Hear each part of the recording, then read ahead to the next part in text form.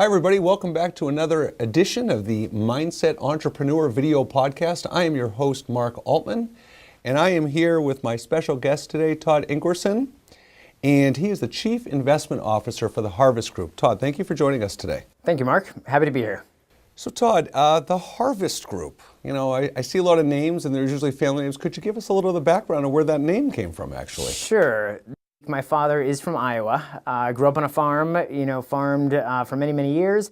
And the analogy is people, they prep the land, they plant the seeds, they tend to the crops, they watch them grow, and then harvest the fruits of their labor in very similar fashion to what we do for our clients. After they've been working for many years, 30, 40 years, possibly the same company or as an entrepreneur, we help them harvest the fruits of their labor, make sure that they're going to be taken care of course, in retirement, to make sure that harvest grows over time. You guys are legitimate. Right. You guys are from Iowa. Your dad started the company 45 years ago. That's legitimate. Exactly. Harvest. So, Todd, a lot of times we have family businesses on the podcast here, and I always like to ask, what is it about your interest in this? As the Chief Investment Officer for this company, were you just sitting there at 8, 9, 10 years old and going, oh, I can't wait to be a Chief Investment Officer for a wealth management group? Where did this all come from for you? Family, I think it's all about values and what I've learned. My father, growing up, of course, with my father, who's been in the business for many years, would bring home books for us to read. He'd quiz us on math and all different sorts of stuff related to money. I certainly had a big interest in it, and something that I continued to follow throughout college. And because of that, I think was one reason why I had an interest in finances and money. Another would be, unfortunately, my parents were divorced when I was very young. I was about 7 years old, and my mother was too proud to ask my father for too much. She wanted to give us everything and did.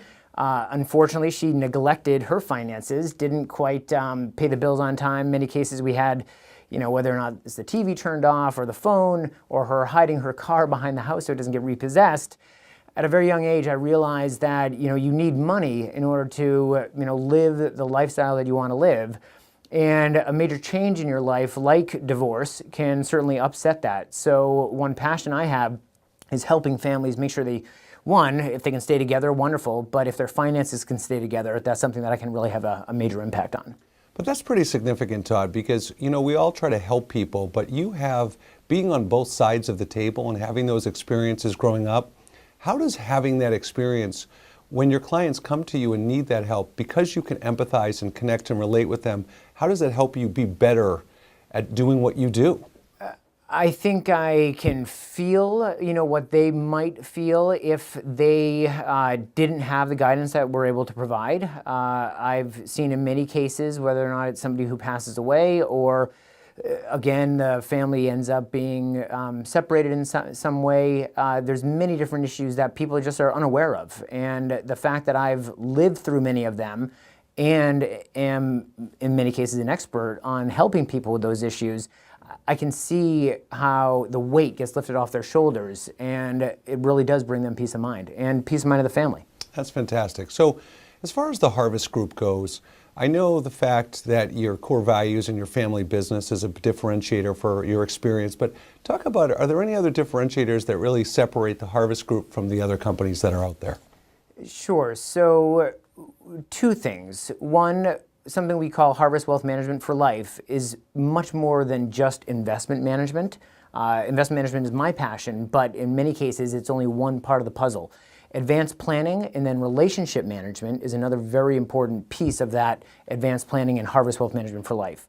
Another is, 100% of financial advisors out there manage money, but many of them do it in a very similar fashion. We are certainly different when it comes to managing money. So when you say you're different, my experience in a lot of wealth management firms is that they tell you to ride out the storm. There's this mentality that patience, ride out the storm. So how is your approach different from that? Great question. So growing up in the wirehouse, so we worked for Prudential, which was taken over by Wachovia. The mentality is to look long term and don't worry about the ups and downs in the market because eventually it will come back. Right. And I noticed the way they manage money in many cases is fully invested at all times, regardless of whether or not the market's at an all-time high or an all-time low. Living through 2000 through 2002, where the market dropped 50%, and then 7, 8, 9, where it dropped 60%, you realize working with people, this is their real life and can have an effect on their financial plan. So we looked at different types of research, different methods of investing, and luckily found that there are other ways that can maximize the upside in bull markets, but most importantly, minimize that downside and not just be fully invested riding down the market while the market is falling. So luckily, because of our due diligence and a lot of testing, we've been able to come up with something that can hopefully help people through all those different types of ups and downs. So that's interesting. And I guess, Todd, one of the things I'm curious about in general is the perceptions people have about your industry.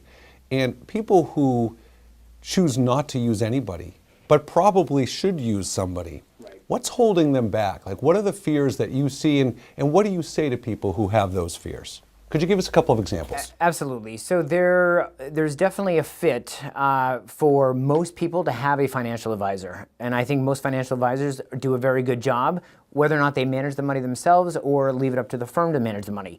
What people need in many cases, and I found this, regardless of whether or not you're providing the best advice, they need somebody to rely on, to talk to discuss their issues with, their concerns, and help them through difficult markets. So I think the majority of the people do need somebody and should, regardless of whether or not that person's the best. I think they're going to find a lot of value in a lot of the financial advisors out there. Unfortunately or fortunately, there are a lot of people who are very capable, have the desire to do the work themselves, have an interest in investing, and want to dedicate the time to do it. So those clients or those people out there who are willing to take the time and feel that they can do it better than the average advisor, certainly they're